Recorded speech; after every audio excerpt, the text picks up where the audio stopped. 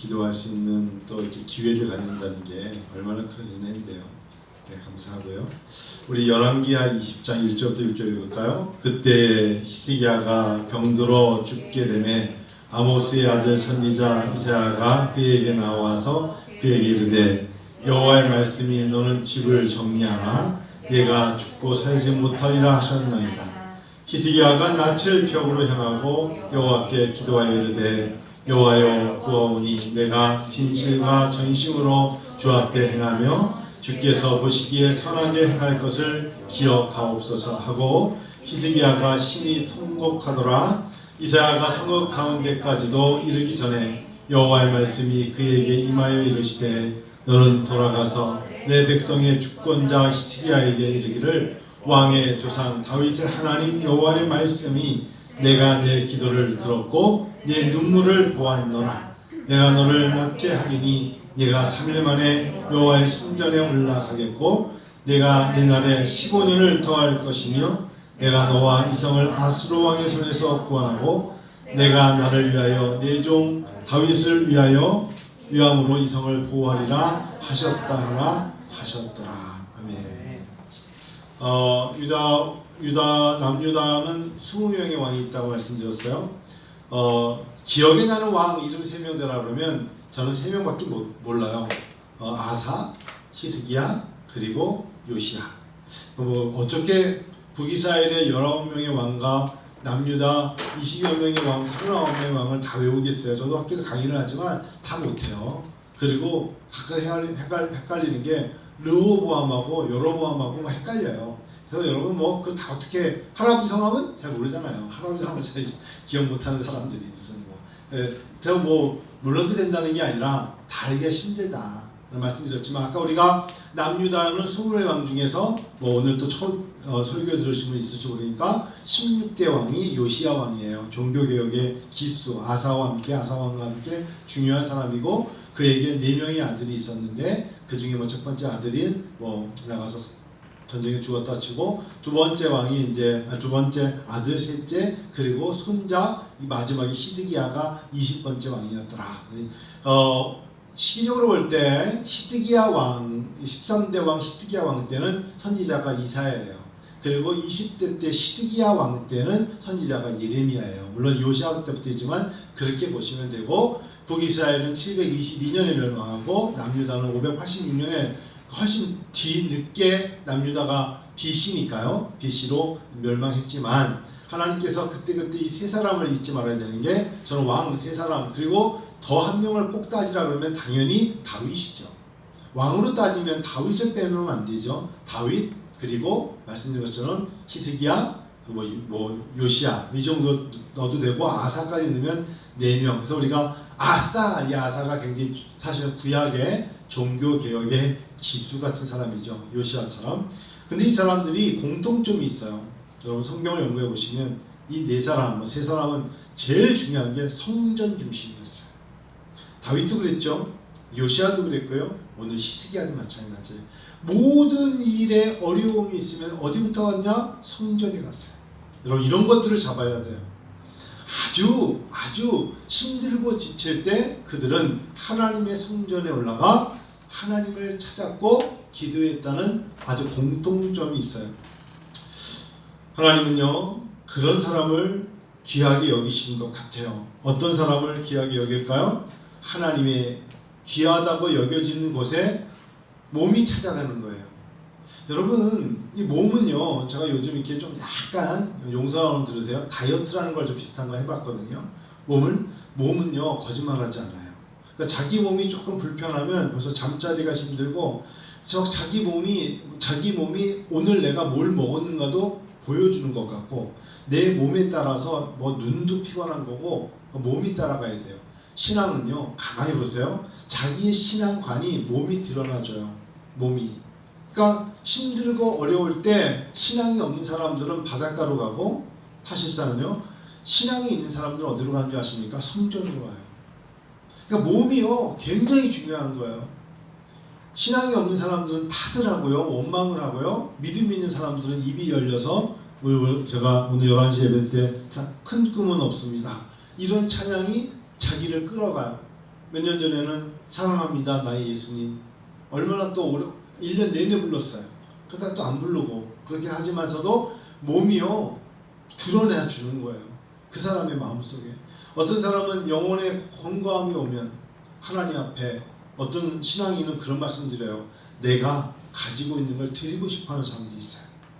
하나님은 여러분 드리는 때의 그 감격은 이루 말할 수 없어요. 왜 워린 버핏 같은 사람들이 300명, 500명의 사람들에게 우리 여러분 나라와 사회를 위해서 우리 좀 나눠주는 일을 합시다 라고 왜 그런 일을 하냐면 나눠줄 때의 기쁨이 굉장히 커요. 지고 있을 때보다 나눠줄 때. 그래서 사회학자들이 그런 말 하죠. 인생을 살아가면서 내가 100가지를 가지고 있으면 진짜 필요한 건 5가지밖에 안 된다고. 95%는 필요 없는 것이다. 5%만이 필요한 거고 나머지 95%는 그냥 필요에 따라서 내가 그냥 편리할 때 쓰려고 가지고 있는 건데 그것 때문에 짓눌려 죽는다. 가만히 보면 그래. 밥 먹을 때 숟가락 하나 젓가락 하나 아닙니까? 젓가락 2개와 숟가락 하나 갖고 밥 먹고 뭐 그 정도지. 그거 외에 뭐 내가 뭐 맛있는 믹서기와 뭐 정수기와 뭐 다 필요하다 하지만 필요한 건 따로 있죠. 신앙인에게 가장 필요한 건 뭔지 아세요? 신앙관인데 그 신앙관의 중심이 어디 있어야 된다? 성전에 있어야 된다. 그래서 가만히 보면 이 세 사람의 특징이 다 성경에 나와 있는 이 사람들은 뭐 다윗이나 히스기야나 요시야 뭐 이런 사람들의 특징이 바로 하나님 성전에 있다는 거죠. 마음의 중심이 성전에 있다. 성전에 있다. 그래서 우리가 볼 때는 뭐 여러분 성공이라는 단어 넣어볼게요. 성공한 남유다의 하나님의 백성의 뛰어난 이름들의 왕은 성전 문화였다. 이렇게 보시면 돼요. 자, 두 번째 특징이 있어요. 아사도 그랬고 뭐 히스기야도 그렇고 그다음에 또 요시야도 마찬가지예요. 이 히스기야의 아버지가 아하스입니다. 우상 숭배하고 아주 이방신을 섬겼던 이 세 사람의 특징이 뭐냐면 아버지의 신앙은 다 이방 문화에 젖혀 있었어요. 마찬가지예요. 그 히스기야도 마찬가지였고 요시야도 마찬가지였어요. 요시야의 할아버지가 므낫세 아닙니까? 므낫세는 아주 하나님이 저버린 왕이었어요. 좋아하지 않았죠.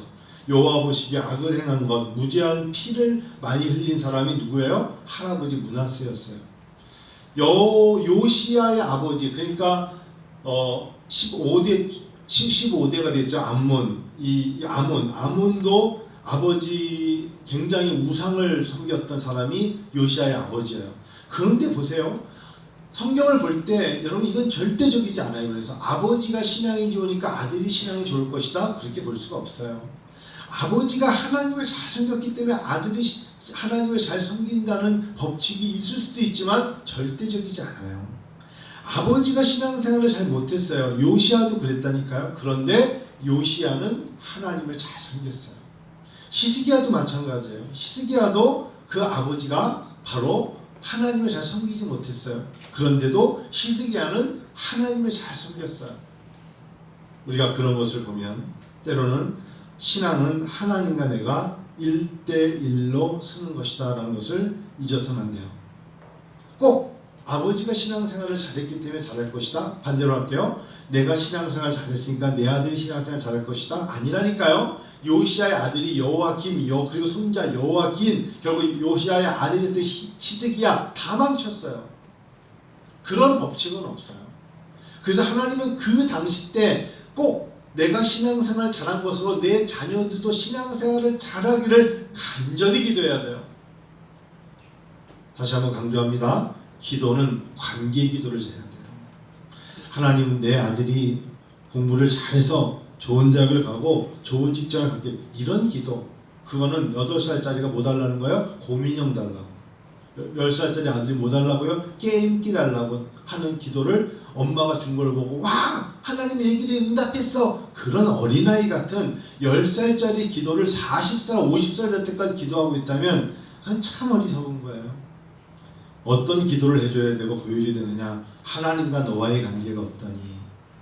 하나님과의 관계에 늘 마음속에 품고 사는 사람이, 그러면 너와 네 이웃과의 관계는 어떤 일을 생각해봐라. 여러분 직장 생활하면서 동료의 관계가 얼마나 중요해요. 재미가 없으면 어떻게 하겠어요? 밥 한 끼 같이 먹으러 갈 동료가 없다면 맨날 김밥 싸가야 돼. 옆 사람과의 관계가 그 사람으로 말미암아 네가 소금과 빛의 역할을 감당하는 거예요. 그렇죠? 그래서 여러분 그냥 용서 하나 들으세요. 나는 평생 40년 예수 믿었는데 내 아내가 예수를 안 믿어. 내가 평생 예수를 믿었는데 내 남편이 교회를 안 다녀. 이건요 하나님과의 관계에 문제가 있는 거예요. 하나님과의 관계. 그거는 정말 점검해 봐야 돼요. 내가 너를 보니까 네가 믿는 하나님 믿고 싶지 않다는 거예요. 너가 교회에서 있을 때 모습과 교회를 떠났을 때 모습이 다르잖아. 질려 이런 거 안 가는 거라고요. 그러니까 하나님이 내 이웃을 내 몸과 같이 사랑하라 하신 것은 그만한 이유가 있는 거죠. 자, 열왕기하 20장 오기 전에 이때의 상황은 그야말로 여러분 잊지 마세요. 이때도 히스기야 왕 때로 남유다라는 이 나라는 아주 약한 나라예요. 이때는 아수르, 그러니까 시리아가 이제 남유다를 점령으로 왔어요. 시드기야 때는 바벨론이 왔다면 이때는 시리아 아수르가 왔다고요. 아수르가 또 와서 우리나라를 보면 이제 뭐 오른쪽에 이제 몽골이 왔고 어떨 땐 중국이 오고 밑에는 일본이 오고 계속 우리를 치는 거거든요. 제13대 때 왕 히스기야 때는 아수르가 온 거예요. 근데 아수르가 왔는데 정치, 경제, 모든 경쟁력을 볼 때 1대 100이에요. 우리가 1명이라면 쟤네는 100명이라고요. 내가 10명이면 쟤네는 1000명이에요. 그러니 이길 수가 없죠. 마침 아수르에 몇 명이 쳐들어와요? 18만 5천 명이 쳐들어왔어요. 자, 18만 5천 명이라는 게 우리가 뭐 다 그 정도는 감당할 수 있는 게 아니라 그냥 오면 우리는 다 이제 잡혀가고 조공을 바치고 그냥 그들의 융합정체를 이름도 바꾸고 그래야 되는 사람들이에요. 그럴 때 시드기야 보세요. 시드기야가 뭐 예를 들면 지금 19장은 계속해서 나오는 게 이 하나님 앞에 다른 거 없어요. 하나님 앞에 말도 안 되는 때 그때 아수르 왕 사네립이 아수르 대군 18만 5천 명을 이끌고 유다를 침공했을 때 그때 20장 1절에 뭐예요? 그때라는 게 언제예요? 18만 5천 명을 데리고 아수르 왕 사네립이 아수르 대군을 데리고 유다를 침공했을 때 근데 바로 히스기야가 뭘 했다? 하나님께 기도를 드렸다.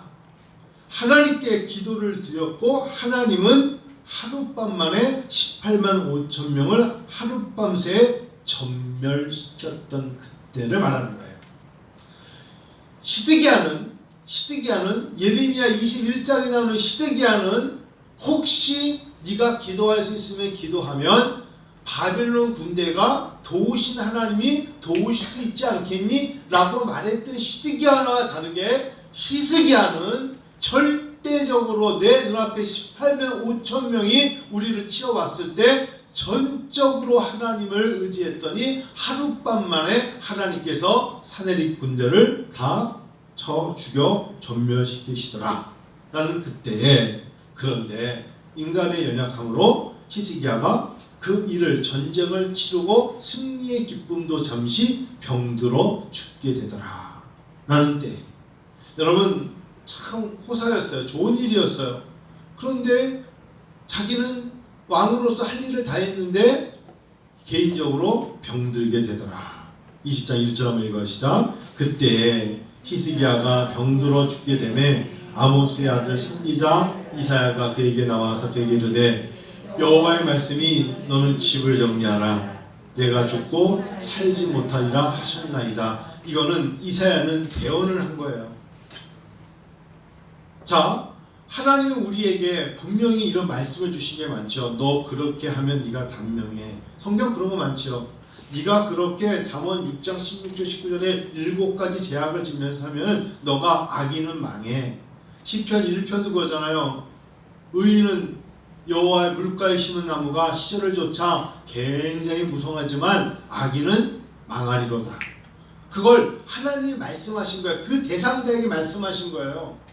그래서 신명기적 구조를 봐야 돼요. 신명기적 구조라는 건 뭐냐? 여호와의 말씀을 따라 살며 순종하면 흥하고 복을 받을 것이지만 불순종하면서 악을 행하는 자는 어떻게 된다? 징벌을 받을 것이라. 신명기적 구조예요. 사람은 몰라요. 하나님과 그 사람은 알아요. 내가 돈을 사랑함이 일만하게 뿐이라는데 하나님 앞에 무엇을 드릴 때 내 손이 왜 이렇게 떨리지? 누가 알아요? 그 사람이 알죠. 저 사람은 정말 가진 게 없는데 하나님께 드리고 하는 그 마음을 누가 알아요? 하나님과 그 사람이 알아요.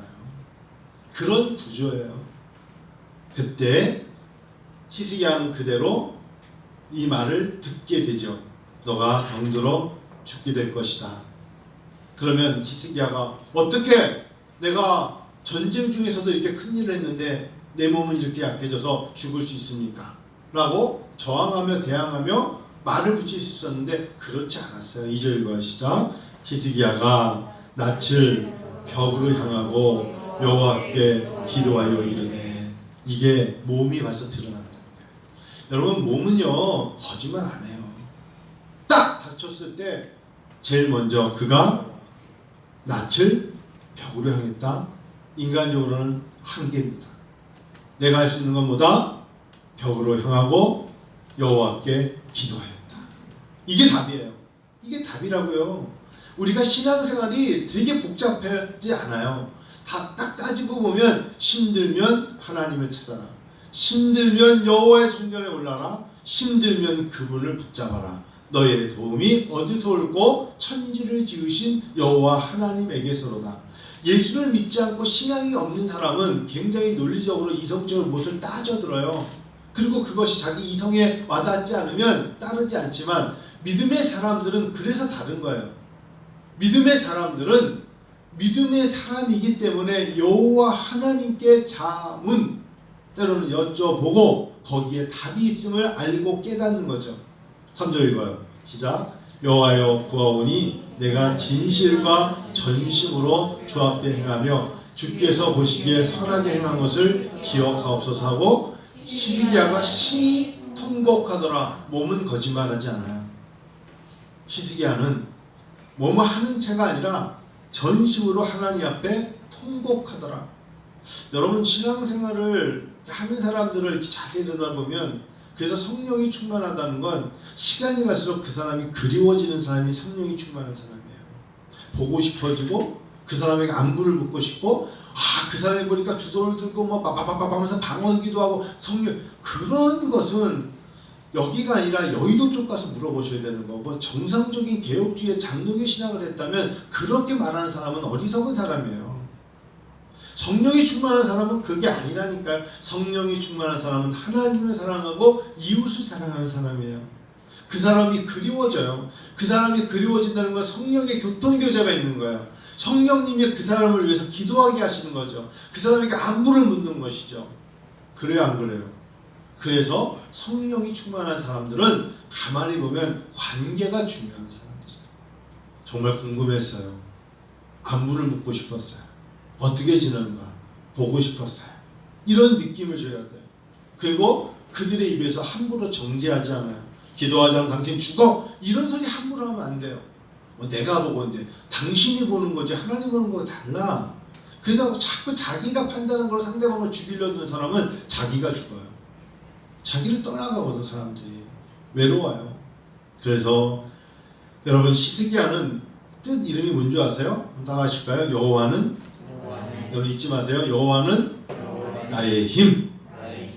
그래요. 사람이 산다는 건 뭐죠? 힘이 있어야 살죠. 힘이 빠지고 약해지면 병들잖아요. 하나님께서 힘 주셔야 되잖아요. 히스기야의 이름이 여호와는 나의 힘이에요. 나의 힘이 되신 여호와예요. 다윗도 내가 주님을 사랑합니다. 나의 힘, 나의 힘이 되신 여호와예요. 히스기야 이름이 여호와는 나의 힘이다 라고 말합니다. 하나님은 결국은 히스기야가 그리스도의 조상이 되게 하지 않습니까? 근데 아까 말씀드린 것처럼 히스기야의 아버지는 우상 숭배에 빠져 있었어요. 얼마나 힘들었겠어요.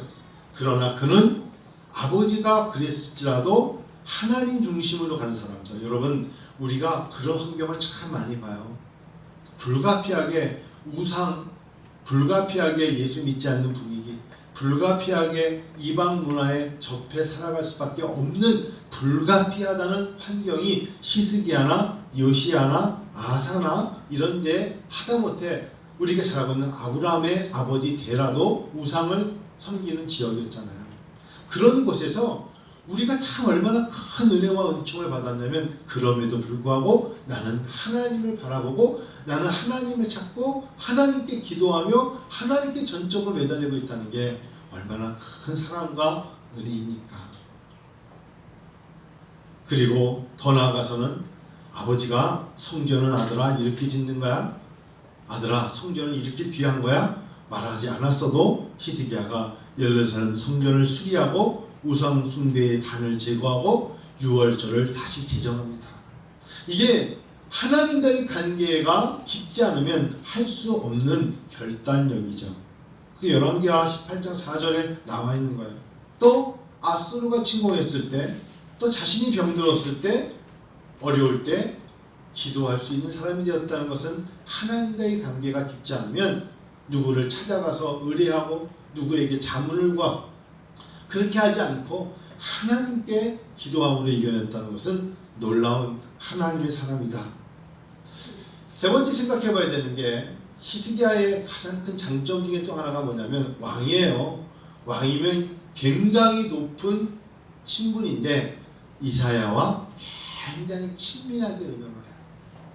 저는요 나름대로 나이는 많지 않다고도 할 수 있지만 이제 나이가 차가는데 제가 말씀드렸잖아요. 신약을 공부한 지가 30년이에요.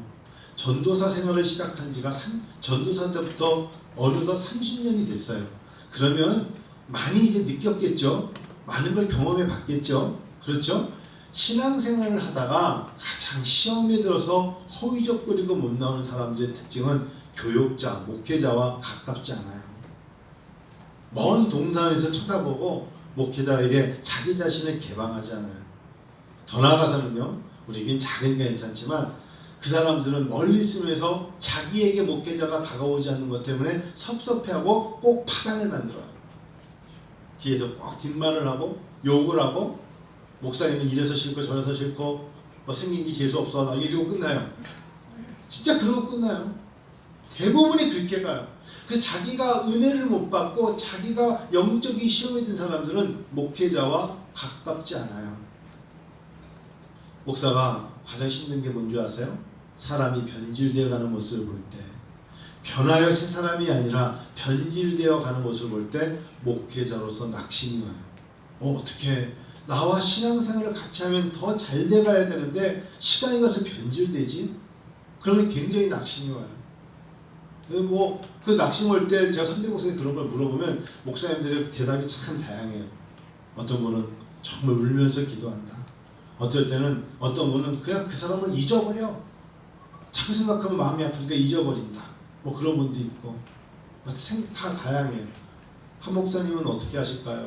물어보면 전 뭐라고 대답을 해야 될지 모르겠어요. 힘든 거죠. 뭐 저는 그런 경험이 많지 않기 때문에. 근데 큰 교회일수록 그런 경험을 많이 하시잖아요. 뭐 장로였던 분이 갑자기 이렇게 되고 안수 집사님이 갑자기 이렇게 되고 그런 거 너무 많이 많잖아요. 그분들은 나는 거쳐간 교회가 새 교회야 이렇게 말할지 몰라도 강단에서 한평생 목회를 하는 목사는요 큰 상처를 입어요. 하나님께 기름을 부어 목사가 된 사람이 하나님 앞에 섭섭한 마음을 가지고 있는데 그 영혼이 잘 될 거라 생각하십니까? 그렇지 않죠. 그래서 맺힌 것을 풀어야 영혼이 사는 거예요.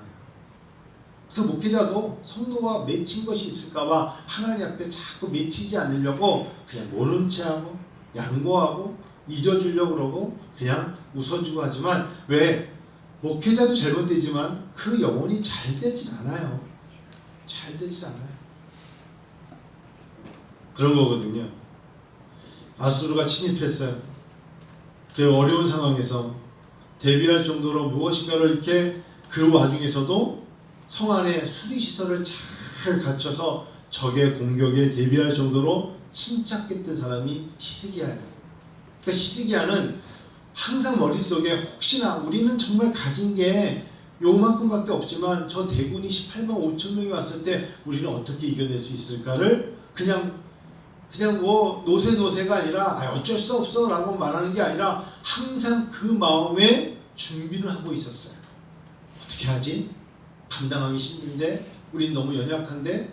그러면서 그가 더더욱 힘들기 때문에 하나님 중심, 힘든 것을 누군가에게 와 우리는 왜 이렇게 힘드냐고 또 끝낸 게 아니라 힘들기 때문에 하나님 중심으로 나갔단 말이에요. 바로 그게 히스기야예요. 하나님이 여러분 성경 읽다 보면 아시겠지만 내 기도를 듣게 하사 그가 3일 만에 여호와의 성전에 올라갔다, 이런 말씀을 보지 않습니까? 화해 정책, 뇌물 정책, 원병 정책, 이런 거 갖고 해결할 수가 없어요. 우리는 자꾸 한국교회의 어려움을 누군가가 해결할 때 본질적인 걸 해결하지 않고 이럴 때는 이렇게 해결하면서 그때그때를 땜빵하는 식으로 가려고 그래요. 여러분, 예배를 어떤 것과 하나님을 예배드리고 하나님을 만나는 것을 어떤 것과 화해하고 어떤 것과 원만하게 어떤 정책을 써가지고 할 수 있는 게 아니에요. 주일은 하나님이 거룩하게 지키라 하셨어요. 믿으시죠? 예배는 신령과 진정으로 불가피하다는 자꾸 말을 하지만 온라인이든 오프라인이든 불가피하는 어떤 상황에서도 신령과 진정으로 예배 드려야 돼요. 제가 지난 수요일날 설교했던 거 기억나세요? 신학대학원의 학생들이 코로나 앞뒤로 작년 5년 올해 2년에 거쳐서 교목실장님 하시는 말씀이 들린다니까. 적어도 3년 전에는 신학교 1학년 졸업학생들이 운동장에 곳곳에 3, 4, 5 앉아서 하나님 앞에 뒷동산에 올라가서 두 손을 들고 기도하면서 자기들끼리 중보기도도 하고 그 받은 뜨거운 열정과 사명을 가지고 하나님께 눈물을 흘리며 때로는 비가 와도 엎드려 기도하고, 그래서 하나님 앞에 하나님 나를 사용해달라고 외치는 사람들이 꽤 많았어요. 그런데 지금의 많은 신학생들은 5명이 넘지만 하니까 4명이 어디로 가 했더니 다 커피숍에 가서 성경책을 켜놓고 무슨 얘기를 하다가 농담하고 끝나고 있더라. 기도하는 걸 찾을 수가 없다. 교목실에, 예배실에, 기도실에 사람들이 한 명도 없대요. 이거 굉장히 심각한 거예요. 지금 여러분 기도원 가는 사람 봤어요? 없어요. 기도가 죽어가고 있어요. 기도가. 그러면 교회가 기도할 교회가 없어서가 아니에요. 사단이, 마귀가 우리에게 기도할 수 있는 마음을 빼앗아가는 거야. 본질을 놓치지 마세요. 히스기야가 기도했다.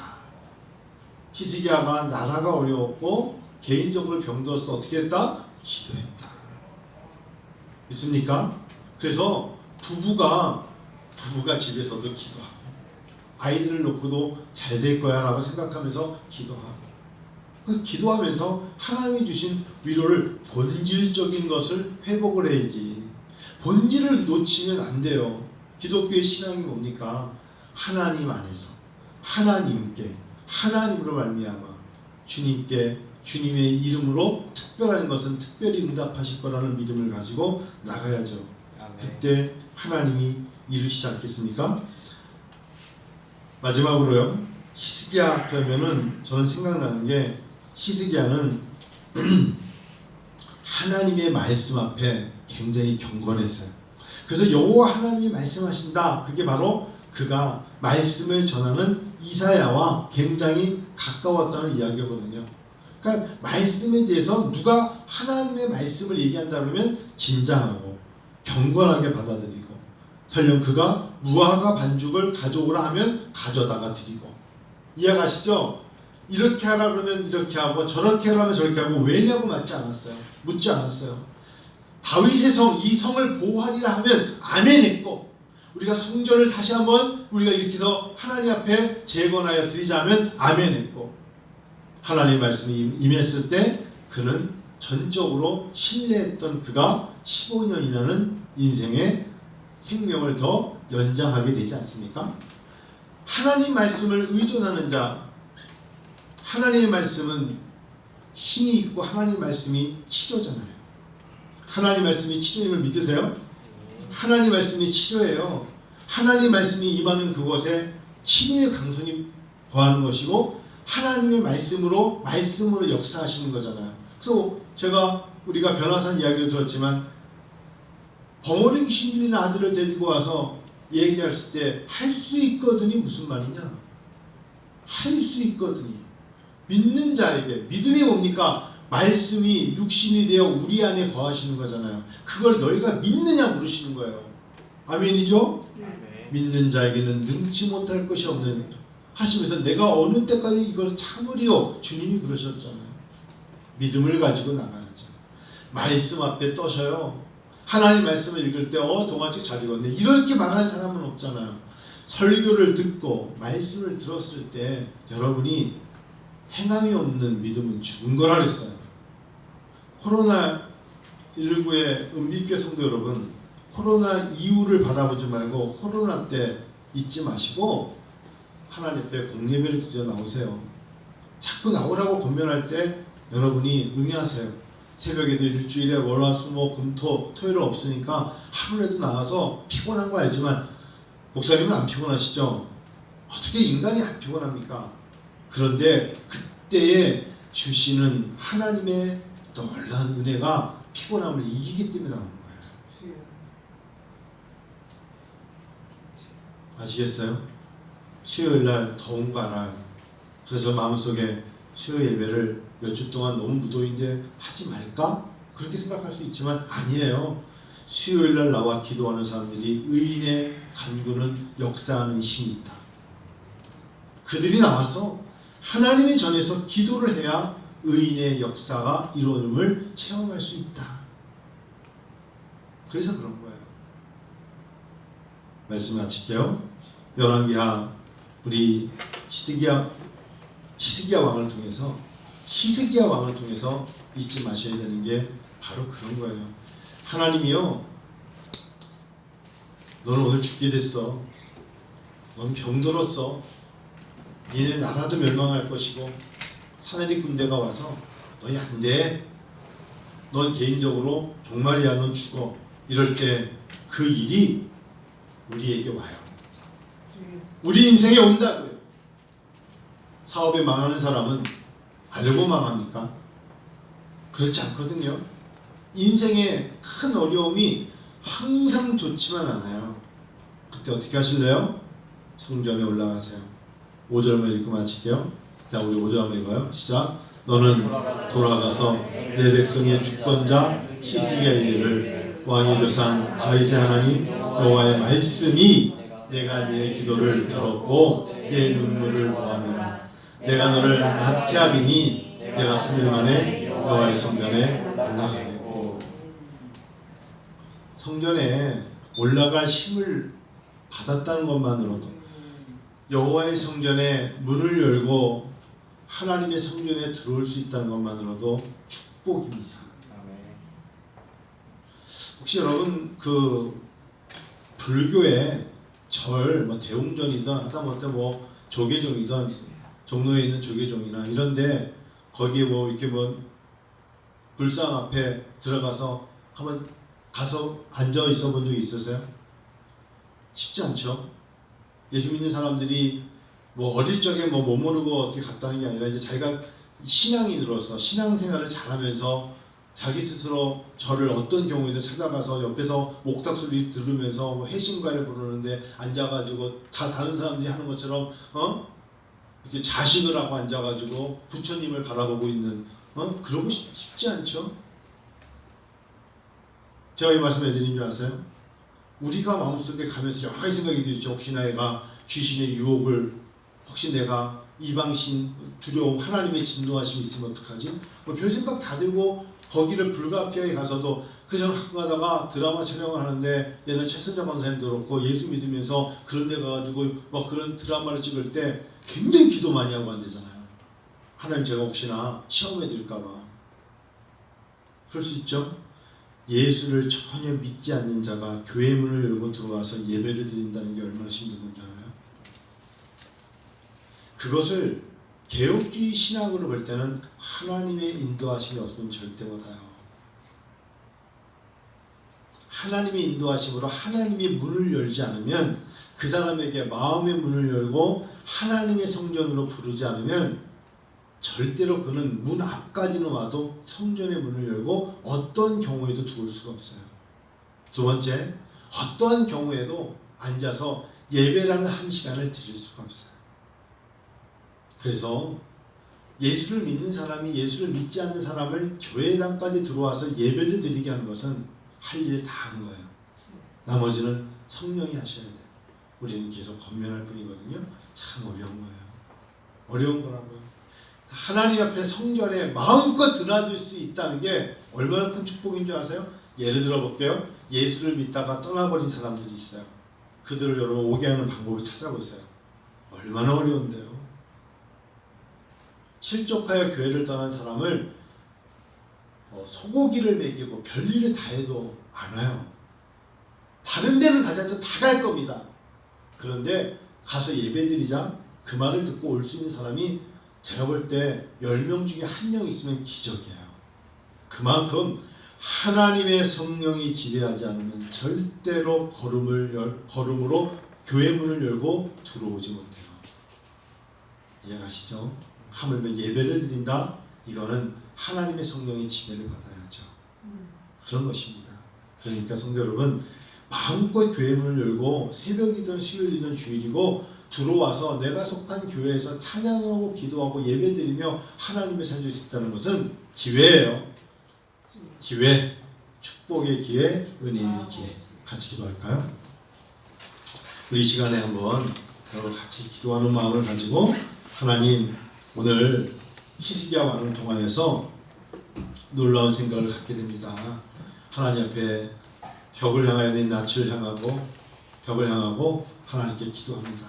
하나님께서 내가 네 기도를 들었고 내 눈물을 보았노라 하셨어요. 내가 네 눈물을 보았대요. 하나님 외면하시는 게 아니라 내가 네 소리를 들었고 너의 간구를 들었고 내가 네 눈물을 보았대요. 여러분, 히스기야가 단점이 없는 줄 알아요? 아니에요. 그가 나중에 자기 건물에 있는 거, 성전에 있는 거 자랑하다가 다 뺏겼어요. 인간의 허물이 있어요. 그러나 히스기야는 15년 더 생명을 연장받죠. 그리고 그 백성이 하나님 앞에 아수르의 침공에서 보호를 받지 않습니까? 우리 시간 잠깐 여러분의 문제를 하나님께 아뢰십시다. 하나님 들어주시옵소서. 기도할까요?